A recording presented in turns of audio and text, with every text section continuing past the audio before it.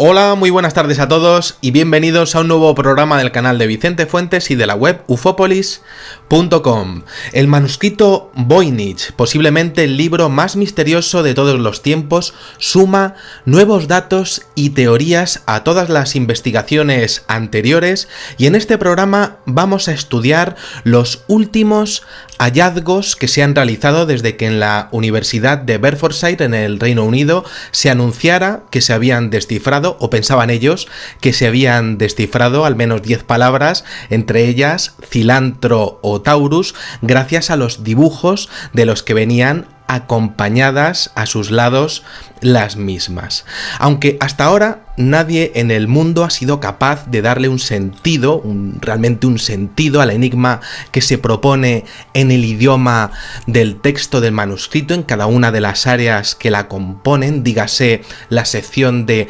astronomía, la botánica y las recetas farmacéuticas o alquímicas. Lo cierto es que el pasado 5 de septiembre en una publicación llamada The Times Literary Supplement, un investigador llamado Nicholas Gibbs utilizó un método para equiparar cada una de las letras del manuscrito como si fueran abreviaturas de fonemas del latín, tratándolo así y empezando desde la parte de la sección del herbario como una guía para la salud y el bienestar de las mujeres de clase alta medievales. Pues este señor ha cogido y ha dicho que era como una guía para exponer los beneficios de los baños de los manantiales de la región de Pozzuoli, que sería como una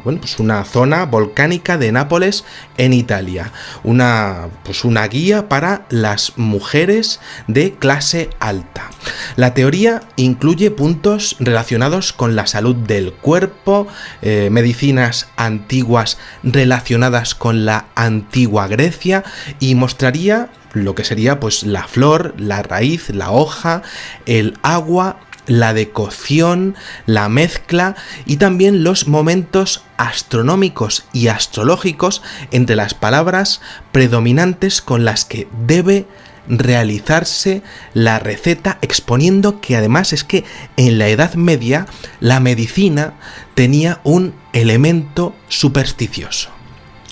Gibbs imprime un aire, como vemos, bastante novedoso al estudio del manuscrito Voynich, ya que incluye la importancia de los baños, y estos dibujos de los baños pues los podemos ver en el manuscrito Voynich, y la elección de los mismos como complemento de la medicina más tradicional de la antigua Grecia, heredada de figuras como Hipócrates, este gran médico griego, así como la ingesta completamente definida y exacta de hierbas, también perfectamente definidas para cada una de las partes del cuerpo, y todo esto vendría perfectamente marcado según el estudio en la base escrita y dibujada en el manuscrito.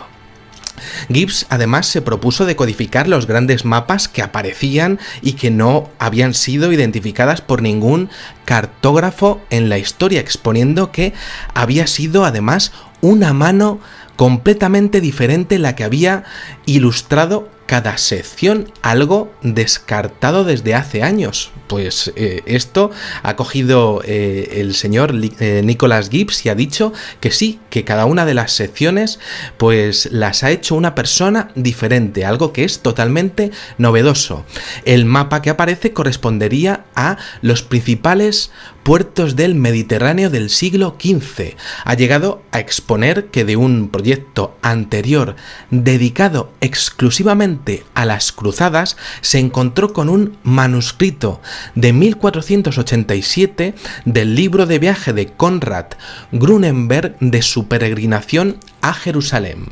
Un manuscrito que estaba lleno de ilustraciones de puertos marítimos medievales. Gibbs dice que al revisar este volumen, en su teoría, pues ha expuesto que notó que una imagen del puerto de Rodas reflejaba claramente muchas de las características del puerto de 9 esferas que aparece en el manuscrito de Voynich. Eso sí, en su estudio, Gibbs dice que tradicionalmente el agua pues está representada por una serie de líneas paralelas onduladas, lo que sería pues una cosa así, pero en el manuscrito de Voynich hay una diferencia clarísima, porque el agua de lo que serían los puertos están, el agua está representada por motivos estrella, algo que desde luego pues no debería de ser así. Aquí, según él, tendríamos una nueva piedra para comenzar a desarrollar una nueva investigación en estos motivos estrella. Bien, además ha estudiado en profundidad el manuscrito y ha llegado a conclusiones fascinantes, completamente fascinantes. En el tema de la lengua no se mete mucho más allá de lo que hemos hablado, de la reducción de lo que serían estos fonemas al latín, algo de lo que hablaremos largo y tendido en este programa, en 2 partes, pero sí que ha hablado de los dibujos. Ha estudiado los mismos y ha llegado a la conclusión de que no fue una sola mano, una sola persona la que los confeccionó. Los artistas dedicados a ilustrar el manuscrito de Voynich iban desde el más competente de todos hasta el más ingenuo de los ingenuos. De hecho, según su estudio, parece claramente haber habido una mano diferente para cada género incorporado en él. Por ejemplo, el dibujante responsable de la botánica poseía una muy buena sensación de profundidad, mientras que el colorista de las mismas imágenes era un auténtico botarate, y no con un pincel, sino con un plumín. El artista de varios vasos cilíndricos y bulbosos que aparecen en el manuscrito Voynich tenía un gran ojo para el detalle, pero absolutamente ninguna, lo que sería ninguna sensación de profundidad, en marcado contraste con las representaciones adjuntas de la raíz y los ingredientes de la hoja. Mientras tanto, el artista de las 9 esferas que aparecen en el desplegable, que es un dibujo que es una auténtica maravilla de dibujo, pues parece haber utilizado un dispositivo óptico. En base a la teoría de Gibbs, interesantísima a nivel artístico, como vemos, pero irresuelta aún a nivel lingüístico, una de las conclusiones más curiosas es que en el manuscrito Voynich se dan una gran cantidad de detalles en las recetas, pero solo cuando es necesario dar esos detalles. Luego estamos ante un auténtico tratado médico ginecológico dedicado a la mujer, según él. Nada más que se ha conocido su estudio, la controversia, pues evidentemente ha saltado pues muy rápido entre los expertos, ya que hablamos de un lenguaje que ni siquiera los mejores decodificadores del segundo gran conflicto del siglo XX contra Alemania, Italia y Japón, pues pudo resolver, y de hecho los estudiosos más aventajados en lenguas, pues claro, pues evidentemente pues estos señores pues derribaron rápidamente la teoría lingüística. Ha habido un montón de gente que ha saltado y ha dicho que esta teoría no es válida. Lo que se proponía era muy interesante como vía para el futuro y para hacerlo con otros idiomas y con otras frecuencias, con diferentes conjuntos de palabras, incluso de diferentes páginas, en este problema que podemos denominar antológico para la mente humana de resolver, pero han comentado que no era válida, que esta vía no era válida. René Zandbergen, ingeniero aeronáutico y conocido experto del manuscrito Voynich, expuso que el método de Nicholas Gibbs era, pues finalmente, recortar trozos genéricos de historia sin evidencia real, sacando 2 líneas que no generaban realmente nada significativo. Un nuevo debate para decodificar los 170.000 glifos del libro, a sumar, como vemos, con las decenas existentes desde su adquisición en 1912 por el anticuario Wilfrid Voynich. Se sabe, gracias a investigaciones de la Universidad de Arizona del año 2009, que este pergamino es del año 1400, de principios del año 1400 y posiblemente del norte de Italia, por las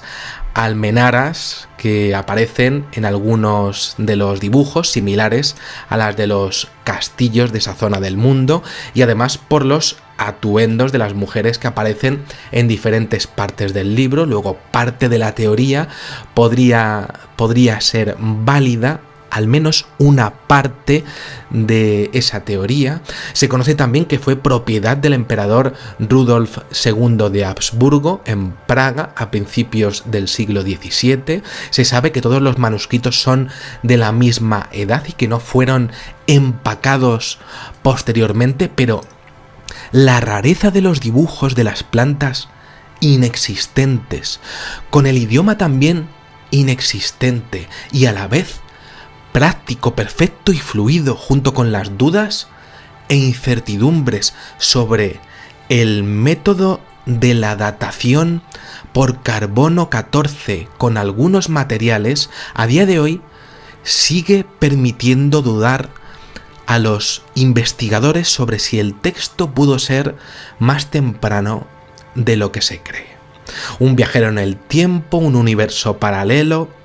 demasiado pronto para decirlo, y quizá una teoría demasiado extravagante a nivel académico. Extravagante, sí, pero es que claro, los patrones semánticos de la lengua, lo que serían los patrones, la idiosincrasia de la lengua que aparece, nos permite comenzar a pensar en una mente demasiado avanzada para nuestra especie. Según los expertos, quien lo escribió no era como nosotros, no tenía el cerebro estructurado como nosotros. Veamos, al manuscrito Voynich se le ha perdido 2 veces la pista, pero lo más intrigante, más allá de incluso de un extrañísimo mapa desplegable de 6 páginas de largo con 6 islas conectadas por calzadas, castillos y un volcán, lo más intrigante no es esto, no es eso, es que el voynichés, este idioma, según Zandbergen, según los últimos datos, estas investigaciones que os estoy trayendo, y en contraposición con el novedosísimo método que acaba de salir este septiembre de este año 2017, es que actúa como una lengua ya establecida, no como una, podríamos decir, no como una compresión del latín. No, esto es una lengua ya establecida y que además habita en una zona de nadie. No hay nada como esto según sus últimos estudios, ni lo ha habido jamás. Sea un lenguaje, un código o una jerga, de lo que no hay ni una sola duda es de que estamos ante alguien que era además más listo que nosotros a nivel de escritura. Históricamente el mundo se ha quedado fascinado de que este hombre no cometió, el que lo escribió, ni un solo error, y sea lo que sea, es un lenguaje totalmente cuidado, y cuando lo escribió es casi imposible, pero es un lenguaje que es olvidado, pero él se lo sabía perfectamente. Pasaría por ser, de hecho, y dada la soltura de su trazo, un lenguaje materno, según las últimas investigaciones. El que lo escribió, lo escribía y lo hablaba y lo practicaba a diario. Pero claro, hablamos de ciencia y eso es una explicación de lo más extravagante, según Gordon Rugg, investigador de la Universidad de Kiel en el Reino Unido en sus últimas pesquisas. Y aún así no se puede explicar de otra manera porque el manuscrito Voynich no se parece a nada que haya aparecido o desaparecido en el mundo jamás, como decíamos, y es rarísimo que solo aparezca en un solo libro, porque podría haber aparecido en más textos, en más volúmenes. No, solamente ahí. Sí se sabe, y de hecho es universalmente aceptado, que las palabras más comunes en un idioma, en un lenguaje, son las más cortas, como sí, no, el, la, cosas así. Bien, en el voynichés no ocurre eso, y de hecho los patrones de las palabras tampoco tienen sentido. Por ejemplo, según Rugg, se podría identificar raíz y tronco poniéndole nombre, nos lo vamos a inventar, raíz y tronco, porque está al lado de un dibujo de una planta o de un árbol, de un arbolito que aparezca ahí en el manuscrito de Voynich. Y también podría identificarse rojo y azul en voynichés, que deberían de estar con más frecuencia al lado de una florecilla que haya por allí en el manuscrito. Estas palabras deberían de verse y deberían de identificarse con más frecuencia, pues al lado de lo que sería, pues, unas al lado de un arbolito y otras al lado de una florecilla. Pues esto no pasa y es totalmente desconcertante. Se ha descubierto que solo existe una tendencia estadística a que algunas palabras sean un poco más comunes en las páginas de las plantas que en las otras, no las de tronco o árbol, cualquier otra, y eso se sabe matemáticamente, gracias a los ordenadores se está empezando a saber. Es un idioma que no tiene sentido a nivel de palabras y sin embargo a nivel ortográfico funciona de maravilla. Y además se ha descubierto que el que lo hizo, como decía, sabía perfectamente lo que estaba haciendo. Lo escribió con una fluidez increíble y de izquierda a derecha, como si fuera un escriba egipcio, como si llevara toda la vida haciéndolo. Y además las palabras al principio de las líneas son más largas en promedio que las palabras en los extremos de las líneas, según Rugg. Esto no tiene sentido para nosotros, sí, para ese idioma.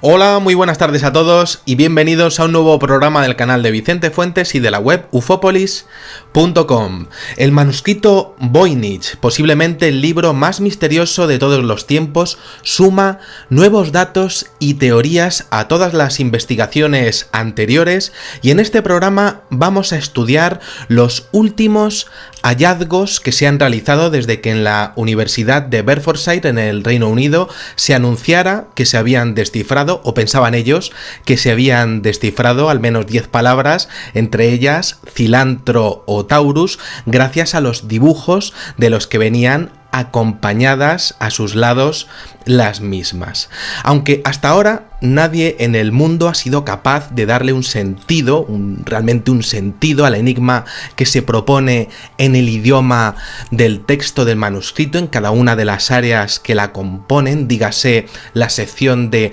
astronomía, la botánica y las recetas farmacéuticas o alquímicas. Lo cierto es que el pasado 5 de septiembre, en una publicación llamada The Times Literary Supplement, un investigador llamado Nicholas Gibbs, una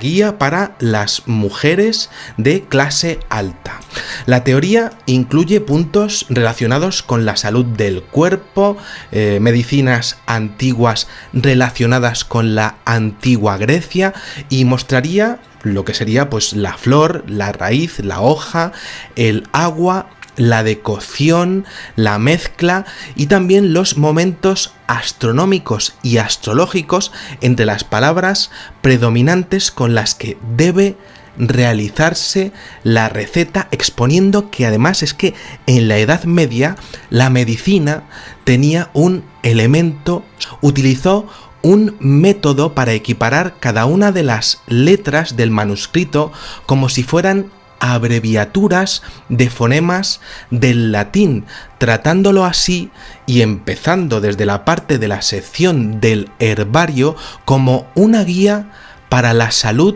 y el bienestar de las mujeres de clase alta medievales. Pues este señor ha cogido y ha dicho que era como una guía para exponer los beneficios de los baños de los manantiales de la región de Pozzuoli, que sería como una zona volcánica de Nápoles en Italia. Supersticioso.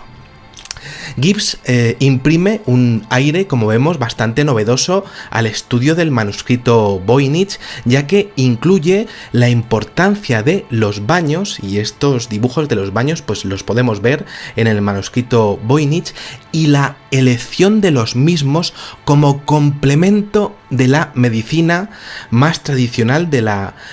antigua Grecia, heredada de figuras como Hipócrates, este gran médico griego, así como la ingesta completamente definida y exacta de hierbas,